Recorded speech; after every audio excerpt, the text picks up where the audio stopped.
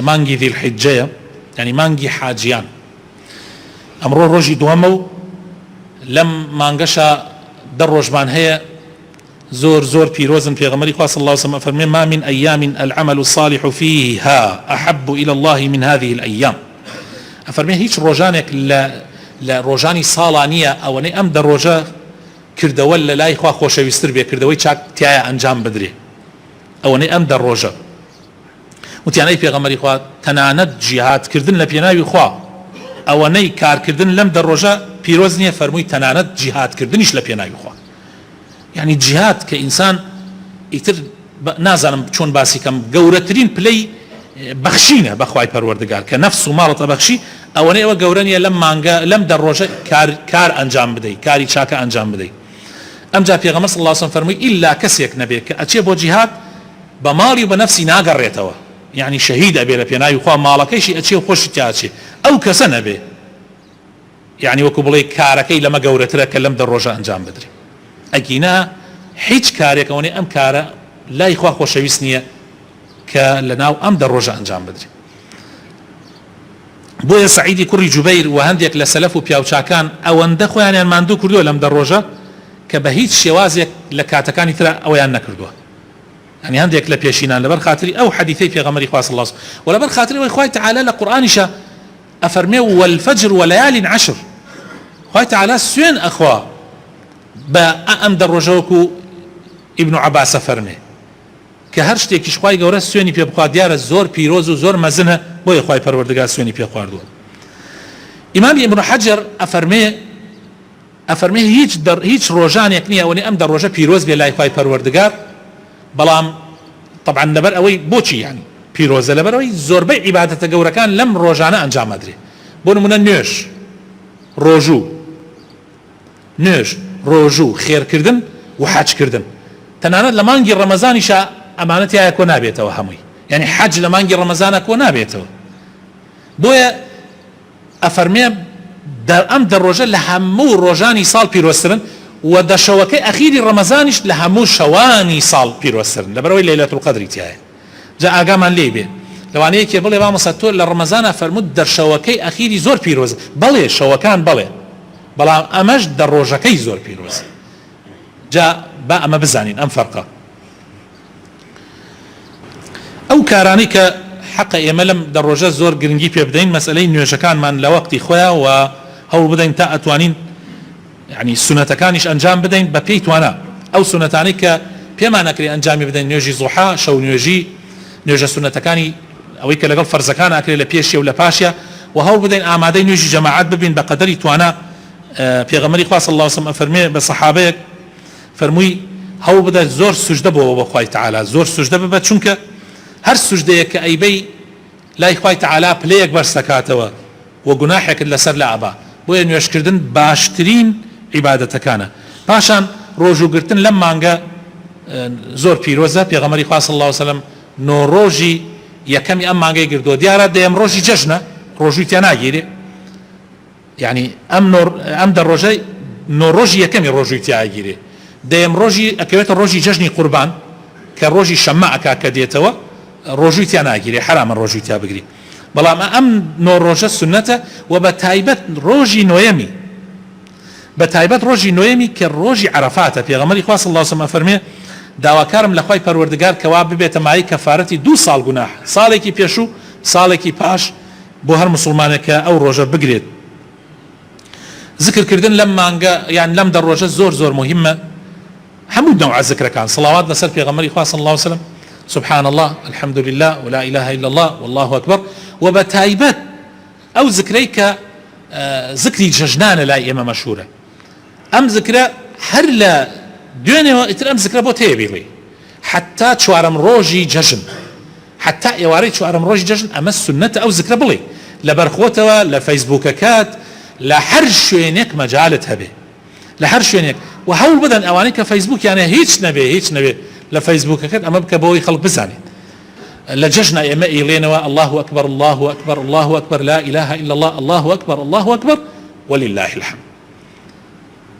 ئەمە طبعا سەحابە بەدەنگی بەرز وتویانە، خەڵکیش لەگەڵیانە وتوێتی. ئیمامی عومەر کاتێ لە مینا ئەبوو ئەم ڕۆژانە و ڕۆژانی دوای جەژنیش ئیمامی عومەر ئەمەندە بەدەنگی بەرزەی وت و لەگەڵ یا سەحابەکانیان وت ئەفەرمێ مینا ئەهاتە لەرزین، مینا ئەهاتە لەرزین کە لەو کاتە خەڵک حاجی وەک ئێستا زۆر نەبووە، 100,000 کەس چۆ بۆ حەج، 200,000 کەس وەک ئێستا نەبووە 4 ملیۆن و 3 ملیۆن و ئەمانە خەڵک بچێ بە حەج. مەبەستم ئەوەیە کە دەنگی الله ئەکبەرەکان ئەمەندە بە بەرز وتراوە کاتە تەبعاً سەماعە و مکەبیراتیش نەبووە. و یەکێک لەو کارە زۆر مبارەکانش کە ئەکەوێتە ئەم ڕۆژەوە قوربانیکردنە دەیەم ڕۆژی، یعنی ڕۆژی جەژنی قوربان. قوربانیکردنیش تەبعاً یەکێکە لە کارە زۆر زۆر زۆر زۆر زۆر زۆر مبارەکەکە. خوێن ڕشتن لە پێناوی خوایە، حیوان سەربڕین لە پێناوی خوایە کارێکی زۆر مبارەکە و بە تایبەت قوربانی و بە تایبەت قوربانی.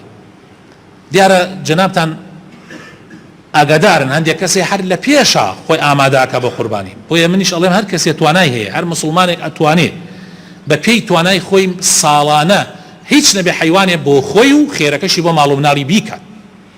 ئەگەر بۆتانەکرێ درێتی لێ مەکەن، وعد بدەن بینی خۆتان و خۆت بڵێن خوایە بەس توانامان هەبێ ئەیکەین، کەم تەرخەمیتی هەمەکەن. ئەمە سنەتێکی زۆر گەورەیە، سنەتی پێغەمبەر ئیبراهیمە عەلەیهی سەڵاتو وسەلام، سنەتی پێغەمبەری خۆمانە صلی الله عليه وسلم. و هەندێک لە عولەما وەکوم ئیمامی ئەبوو حەنیفە ئەڵێ واجبە، هەندێک لە عولەما وتویانە هەر واجبە، هاتبێ ئەبێ بیکەی. بەڵام لەلای ئیمامی شافعی سنەتێکی زۆر زۆر مؤکدەیە، زۆر زۆر جەخت لەسەر کراوە. بۆیە درێغی تیا مەکەن. ئەگەر ئینسان بۆی کرا حیوان تەبعاً 3 جۆر حیوان ئەبێ، مەڕ و بزن، ڕەشە وڵاغ یعنی مانگا و گوێرەکە و گامێش و ئەوانە، وە وشتریش. بۆ مەڕ و بزن ئەگەر مەڕ بێت کاور بێت یعنی لە 6 مانگ بەسەرەوە لەسەر مەذهب ئیمامی ئەبوو حەنیفە ئەتوانی. ئەگەر قەڵەو بێ کاوڕەکە باش بێت. لەلای ئیمامی شافعی ساڵی تەواو کردووە باشتر، یعنی ئەو ئەفەرمێ ساڵی تەواو کردبێ. بۆ بزنەکە ئەگەر ساڵێکی تەواو کردبێ پێی نابێتە 2 ساڵ ئیتر ئەبێت بە پێی هەندێک لە مەذهبەکان. بەڵام لای ئیمامی شافعی ئەفەرمێ بزنەکە 2 ساڵی تەواو کردبێ. ئەم فەرقە بزانن. ئەگەر ئینسان حەی بێ حیوانە سپی بوو 17 ساڵەکەی تەواو کردێ باشترە، بۆ ئەوەی هەموو مەذهبەکان بە پێی هەموو مەذهبەکان بێ. ئەگەریش بزنەکە 2 ساڵی تەواو کردێ باشترە. بەڵام ئەگەر نەبوو یان دەست نەکەوت 6 مانگ بۆ مەڕ بۆ حیوانی سپی بۆ ڕەشەکەش ساڵی تەواو کردبێ ئەبێ. بۆ ڕەشە وڵاغ مەسەن گوێرەکە و گامێش و ئەوانە ئەبێ 2 ساڵی بەسەرەوە تەواو کردبێ و بۆ حشتریش 5 ساڵی تەواو کردبێ. با ئەو حیوانەی کە ئیکەن نوقسانی نەبێ، کەم و کورتی نەبێ، کوێر نەبێ، لەڕ نەبێ، پیر نەبێ، هەڵدەن حیوانێ بکەن یعنی حتا ئەگەر بۆتانیش بکرێ نوقسانی تریشی نەبێ باشترە. بەس خۆی ئەم نوقسانیانە هەر نابێ. بۆ نمونە ئەگەر کوێر بێ نابێ، ئەگەر شەل بێ نابێ، ئەگەر پیر بێ نابێ. ئەم نوقسانیانە هەر مەمنوعە. ئەگەر زۆر لەڕ بێ ئەویش نابێ. بەڵام ئەگەر شاخی شکا بێ یان گوێچکی کەل بێ یان ئەمانە دروستە ئەوە بیکەی. بەس خۆ تۆ ئەگەر دەست کەوت حیوانێکە کامل مکەمەل حەزکەی لە قیامەتە کامل مکەمەل بێت پاداشتەکەی بێت بۆت، هەوڵدا ئەو پەڕی کامل بێ باشترە. بەس 4 شەرت ئەمانە هەر نابێ بە هیچ شێوەیەک. کوێر، شەل، زۆر پیر، زۆر لەڕ، ئەمانە نابێ. هەر لە ئێسەوە تۆ توانی نیەتی لێبێنی لە ڕۆژانی جەژنی شاتوانی 4 ڕۆژ جەژن، ڕۆژی یەکەم، دووەم، سێم، چوارەم حتا ئێوارەکەی ئەتوانی بیکەی. بەڵام یەکەم ڕۆژی بەری ئەم دو ڕۆژاکەوێ یەکەم ڕۆژی جەژن. بۆیە هەڵدەن یەکەم ڕۆژەکە بیکەن. یەکەم ڕۆژەکە قوربانەکانتان بکەن چاکترە و باشترە.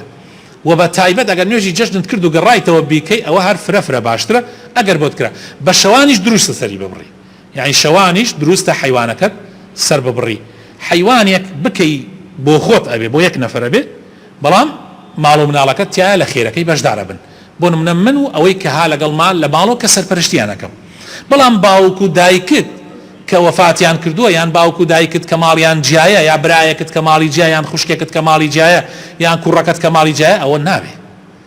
تو ئەو حیوانە بۆ خۆتە، ئەوەی کە سەرپەرشتیەکەی خێرەکەی بۆ ئەوانە، بەس ئەسڵەکە بۆ خۆتە.